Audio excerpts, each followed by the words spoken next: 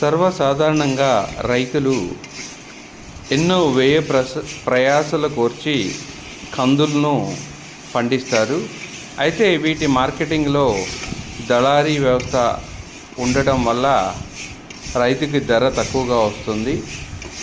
అదే కందులకు విలువ జోడించి కందిపప్పుగా మార్చుకున్నట్లయితే అధిక లాభాలు వచ్చే అవకాశం ఉంటుంది.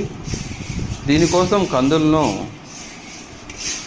ఒక 3-4 నిమిషాలు దోరగా సన్నటి మంటపై వేయించి ఆ తర్వాత ఒక అరగంట పాటు ఆరబెట్టుకున్నట్లయితే కందులపై పొట్టు చాలా సులభంగా ఊడిపోతుంది. అదేవిధంగా కంది పప్పుగా సులభంగా విడిపోతుంది. అదే వేయించకపోయినట్లయితే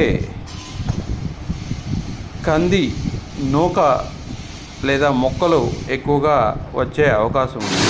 కాబట్టి ముందుగా చక్కగా దూరగా వేయించుకొని ఆ తర్వాత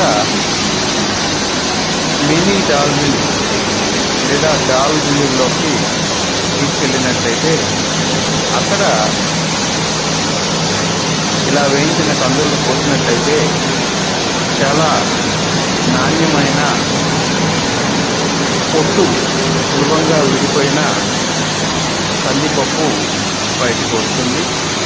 ఆ కందిపప్పును నాణ్యత అధికంగా ఉండడం వల్ల ఎక్కువ ధరకు మార్కెటింగ్ చేసుకోవచ్చు.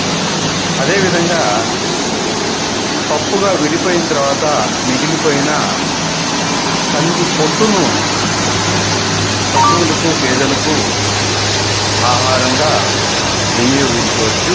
ఇది చాలా బలవర్ధకమైన ఆహారం.